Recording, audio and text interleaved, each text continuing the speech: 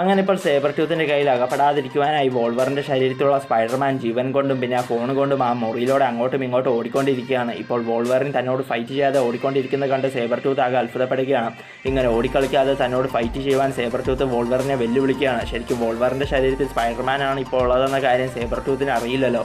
അതുകൊണ്ട് ഇപ്പോൾ സേബർ ട്യൂത്തിൻ്റെ വെല്ലുവിളി കേട്ടിട്ടും വോൾവറിൻ കടന്ന് ഓടുന്നത് കണ്ട് സേബർ ട്യൂത്തിന് ഭയങ്കരമായി ദേഷ്യം വരികയാണ്.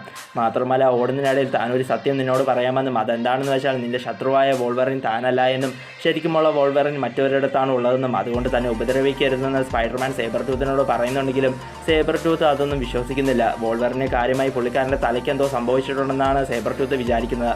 അങ്ങനെ ഇപ്പോൾ സേബർ ട്യൂത്ത് താൻ പറഞ്ഞതൊന്നും വിശ്വസിക്കാതെ തന്നെ വീണ്ടും അറ്റാക്ക് ചെയ്യുവാനായി വരുന്നത് കണ്ടതും അപ്പോൾ തന്നെ ഫോണിലൂടെ യഥാർത്ഥ വോൾവറിനോട് സ്കൂളിൽ നീ ഒരു പ്രശ്നം ഉണ്ടാക്കരുതെന്നും സേബർ ട്യൂത്തിൻ്റെ കാര്യം താൻ നോക്കിക്കൊള്ളാമെന്ന് ഭയങ്കര ധൈര്യപൂർവ്വം പറഞ്ഞ് ഫോൺ വെച്ചിട്ട് നമ്മുടെ സ്പൈഡർമാൻ ആണെങ്കിൽ ആ വീടിൻ്റെ ജനാലിൽ നിന്നും പുറത്തേക്ക് ചാടി ഓടി രക്ഷപ്പെടുവാൻ നോക്കുകയാണ്.